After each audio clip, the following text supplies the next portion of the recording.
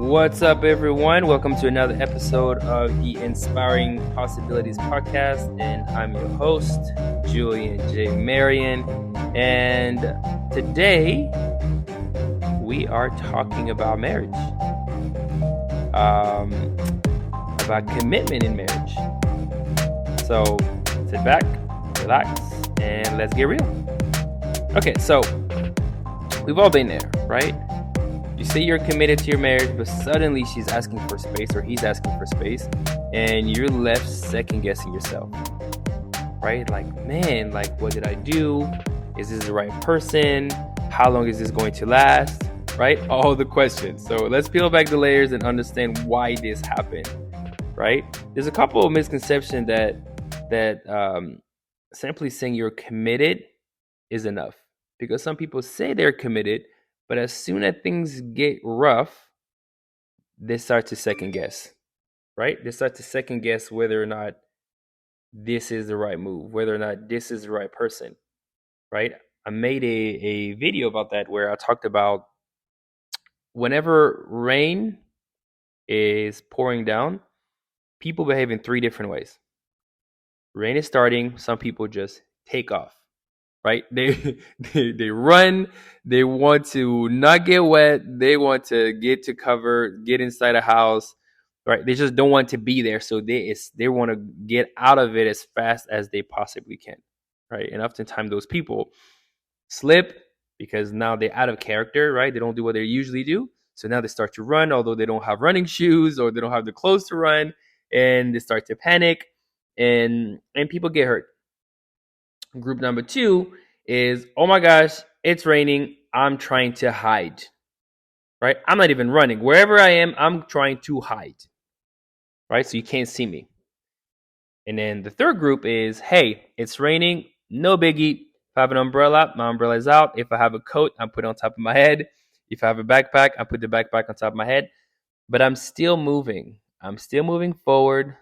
I'm still having the same pace. I'm not getting out of character. I'm still being me, moving forward, right? So you can look at this and look at rain in terms of challenges, right? Challenges that happen in your life, right? So which one are you going to be? Are you going to be that person that whenever the rain happens, you're trying to get out of it as fast as you can? Or are you going to be the one that's just trying to hide? Or are you going to be the one that just said, hey, you know what? Yep, it's not great outside. Yep, it's raining. Yep, it's pouring. Because, like the saying goes, when it rains, it pours. That means there's other stuff that will stack up. But you keep moving forward. You stay consistent to who you are, to the habits that you have, to the personality that you have. You're not becoming short-tempered. You're not becoming mean. You're just staying consistent with who you are, with the habits that you have, right? Because you do not always control your surrounding and your environment. And that's the same thing. When your spouse is asking you for space, you are staying committed and you are staying consistent with who you are. You might not like it, but you're staying consistent with who you are, with the kindness that you have and the vision and mission that you have for your family, right? And remember that actions always speak louder than words in marriage. So what you do is not what you say, but it's what you do that matters most, right? Instead of my coaching, we talk about daily deposit to your wife and your kids every single day without asking anything in return. It's just daily deposit, right? You're going to mess up in your marriage. Like, I've been married 14 years and I've messed up many times. You can't be married for that long and not mess up. You look at people that have been married for like 30, 40, 50 years and you ask them and they will tell you, right? It's about compromise. It's about forgiveness. It's about grace, but it's about staying committed to your person. Like, that's my person, right? Mallory, that's my person. Whether we get angry at each other, don't want to see each other's face sometime, right? Trigger each other, that is my person, right? And so being committed and being relentlessly all in for, your wife and your husband means that whatever happens, the ups, the down, you are there. You are staying consistent and you are moving forward. Okay? Let's talk about fading spark. So the first problem we're kind of tackling today is like that fading spark, right? So it's kind of like you thought you were committed, but now that she wants space or he wants space, like that's a sign of something is off, right? So Think of it in terms of, like, I was talking to, coaching someone, and they've been married for like 10 years. It's like, yeah, you know what? It's not the same. Right after 10 years, like, I don't get turned on as fast as I used to because, it's been 10 years. And that's a problem, right? Because what I had asked, my guy that I was coaching was like, well, if I were to replace your wife with another woman at that time, like, would you have the same problems? Like, oh man, no, no, I would not. Right? Exactly. Because it has nothing to do with you. It has to do with the spark that has faded. So, like, whenever the longer you're married, you think that now you can just present yourself not as good as you used to, right? First beginning of marriage, you're presenting yourself like great, you're doing all these amazing things, and then suddenly you're getting deeper into marriage, and it's like, less effort, less effort, less effort, less effort in what you do for him or her, less effort in what you do for yourself to have your wife want you, to have your husband want you, right? You're not putting as much effort because you're like, well, we're already married and it's been years, right? So the fading spark becomes like this slippery slope, right? It's a slippery slope that you're there, but you can flip that around, and we'll talk about that later. Now, part number two is the lack of communication. So she's asking you for space, and sometimes you don't even know why. I share that with men all the time. Women are most of the time the one asking for a divorce or space. The guy is just like, you have no clue. You're there doing your thing, bringing money.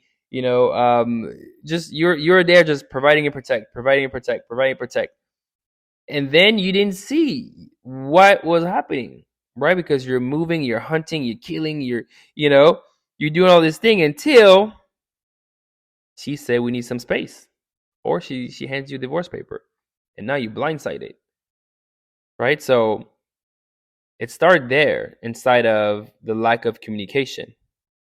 Because if she's asking for space and you don't even know why, well, that's a breakdown in communication, and obviously that hurts the relationship. So let's dive into why this happened and how to bridge that gap.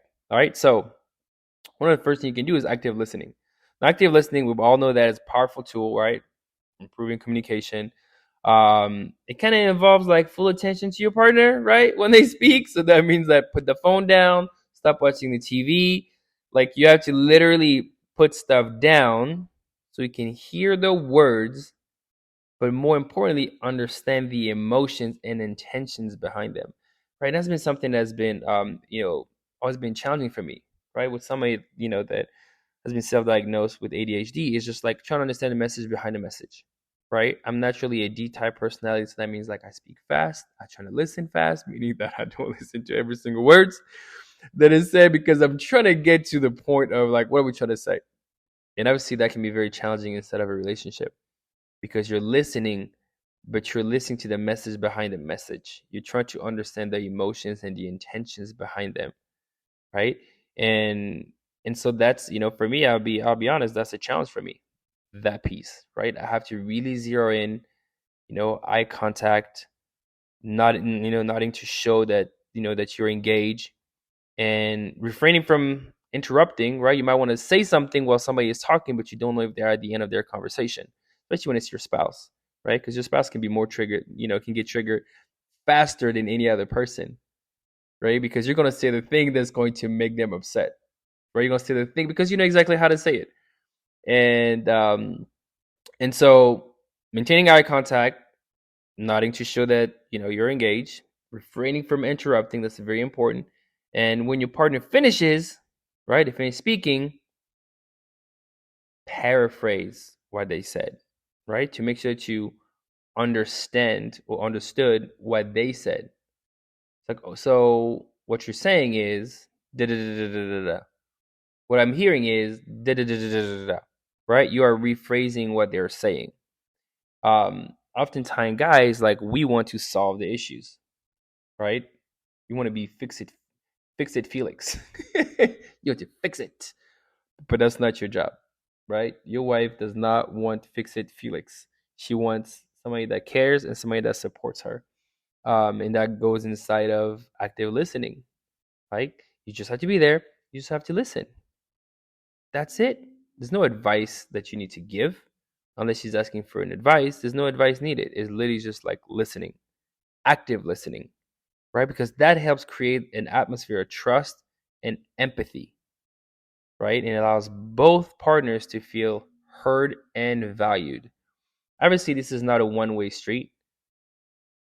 If you give that to your partner has to give you the same. So don't be afraid to just say, hey, you're not listening, right? Call them out. I think sometimes we are afraid to call the other person out, right?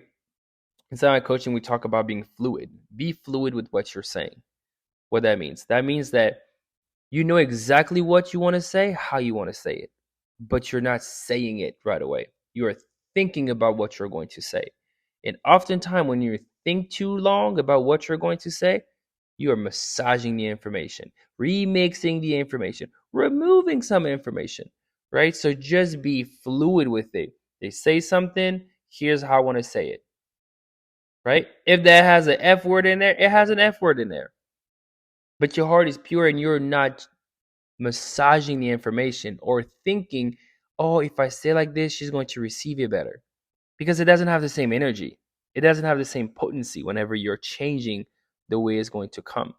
Right? That's something Mary and I,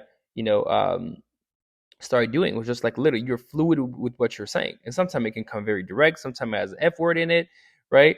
And it's weird, to speak to each other and have some F words in it or stuff, but it frees you. Because this is the way I wanted to say it. I didn't want to change it. This is the energy that I had behind it. Right? So don't be afraid to call each other out. If you have to say like, hey, this is bullshit, you call it.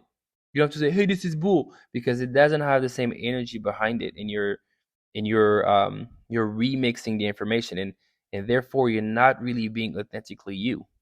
Because if I put you with your boys or with your girls, how would you speak? Right? You say shit if it's shit. Like you're not going to say, oh, it's crap. You're going to say it how you want to say it. And that's how you build trust. And that's how you can be you versus being a version of you. Because if I'm a version of me and she's a version of her, where none of us are the real us inside this relationship. And then we don't know why it's not working. Because none of us are like the real us inside of it. All right, moving on. Problem number 3, going solo. So you might think you can figure this out on your own, right? With no coach, no guidance, just you. But that often leaves you wondering like what went wrong. So just stick around and we'll discuss why seeking guidance is key. Okay, so I remember the first time that we got marriage coaching, which was slightly different than therapy, right? Because it's a specific amount of time. It was a little over 12 weeks for us. It was very different because now you have somebody that is there and is coaching you inside of your personalities, how you interact with each other, and really going back and forth with the two of you versus just therapy or counselor, right? Therapy can be like ongoing. Coaching is this, there's a specific time frame, right? And I'm not and a coach oftentimes is not afraid to ask question to stop you to engage with each one of you. So it's a very different dynamic, than therapy, but obviously both have their space, but it's very different. So for me, I will always recommend somebody doing marriage coaching first and then moving to therapy versus doing therapy as the first step, right? And because for us, it really allowed us to see how do each one of us see the world, communicate, and how we should engage with one another, and that has been really amazing. So as we navigate kind of like these challenges, it's really important to remember that there's possibilities for change, right? So how about we explore some of those brighter side of things? All right, so let's go. Okay, so imagine the first possibility: renewed love. Yep, it's possible. It's possible to reignite that flame of intimacy and to show her or him why he or she chose you in the first place, right? So we talk about daily deposit. Daily deposit. I mean, I'm a hammer this one down. Daily deposit to your husband or your wife every single day without asking anything in return. It has to be a habit. You have to track it. Make sure you don't forget it. Like it has to be there. right? Because you have to think of a cup and you have to fill this cup. And that can come in the form of many different things, right? It can be a quick little message. Hey, love you, have a great day. It can be making the bed. It can be making them coffee or making him coffee, making breakfast or no breakfast, ironing their clothes or putting their clothes away, washing their clothes, whatever, just small gesture, right? Massage, lotion, like whatever it is, it can be something small, but it is daily. So it's always something. And it's not a, if I remember, it's a, hey, I have to do this to continue to fill this cup. Not just I have to, but I want to. Because I want to, I'm just going to make sure that I can track it, right? Daily deposit to your wife or your husband every day without, and this is the key, without asking for anything in return. I'm not doing this for this, right? It's not transactional.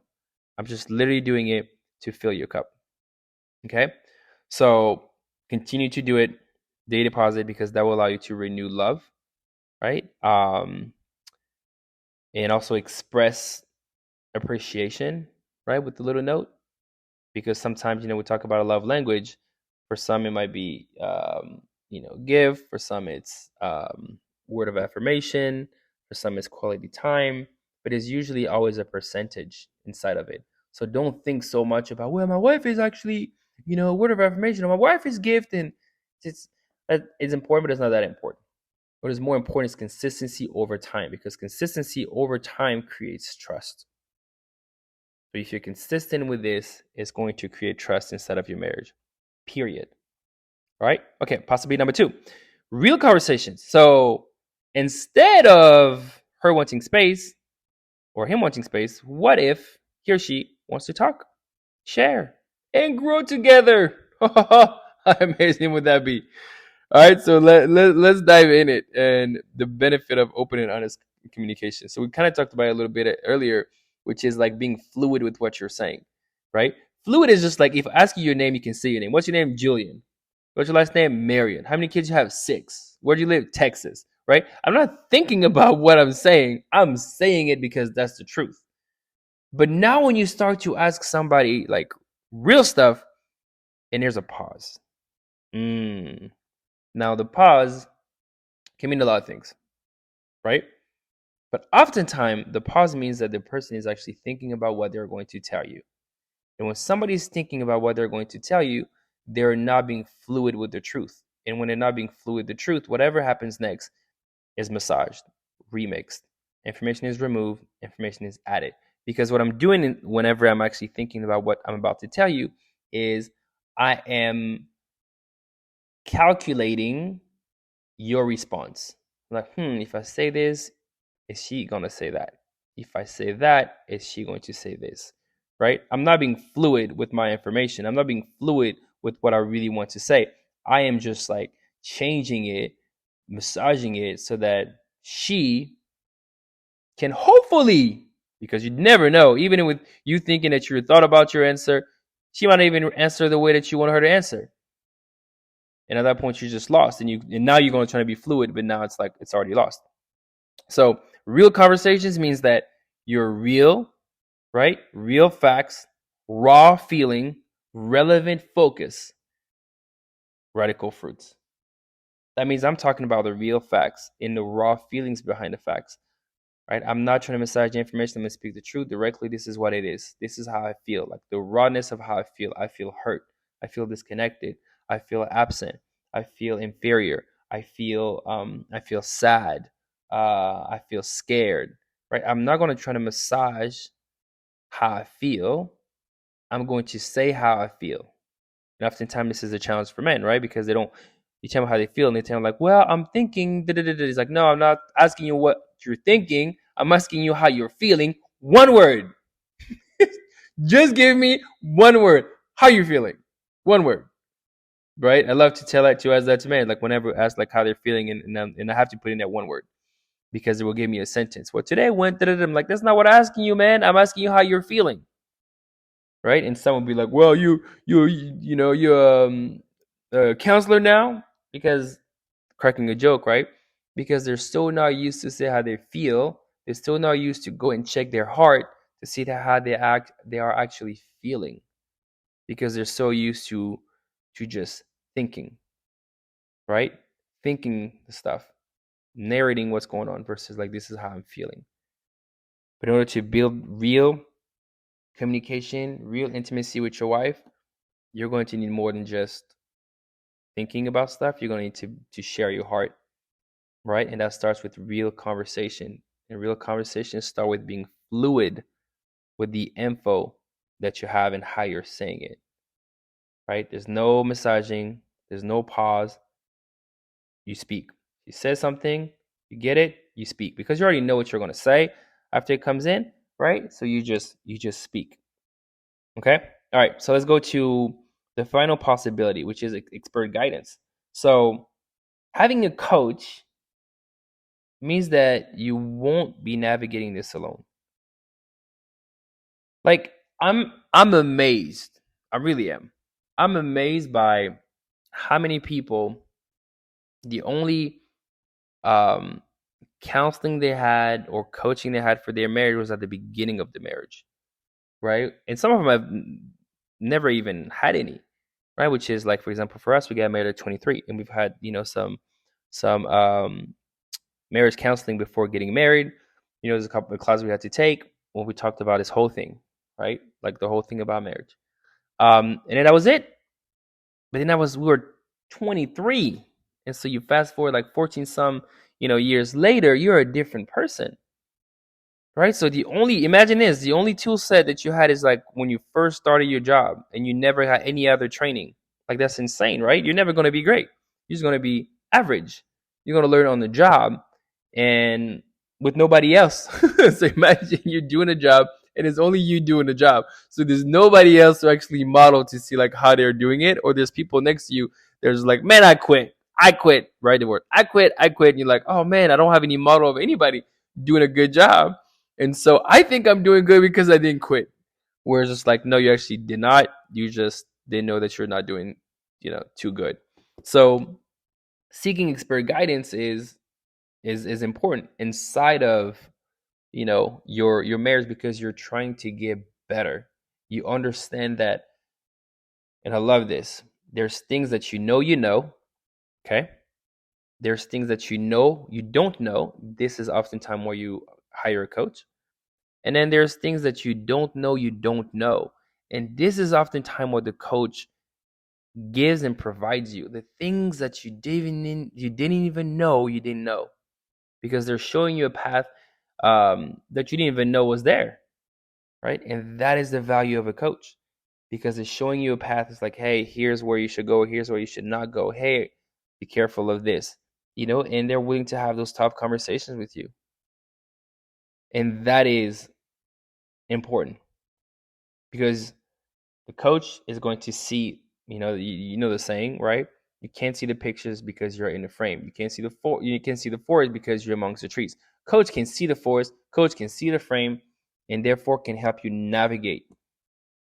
They're not making decisions for you, but because they have a different vantage point, because they have lived what they are leading, they know some of the pitfalls. They know like, hey, don't turn right, there's a hole, right? There's a gap here. Turn left, there's a bridge, and you can cross.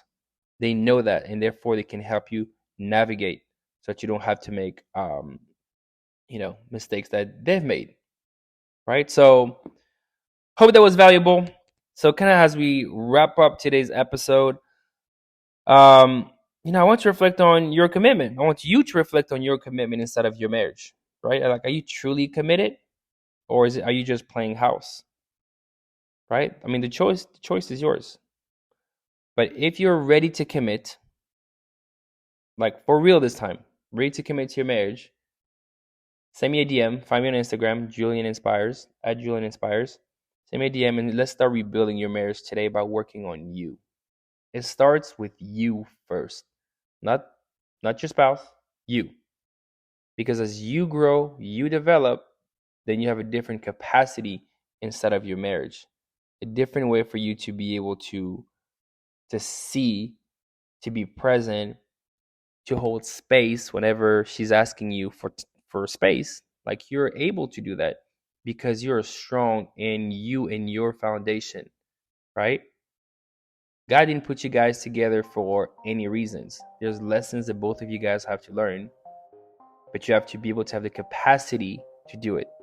And oftentimes, a coach allows you to build that foundation, help you navigate so that you don't make a permanent decision inside of a temporary situation, aka the rain. All right? Well, thank you so much for joining me on this episode of the Inspiring Possibilities podcast. Remember, you have the power to strengthen your marriage. Reach out if you have any questions or need assistance. But until next time, take care and stay committed. Talk to you soon. Peace.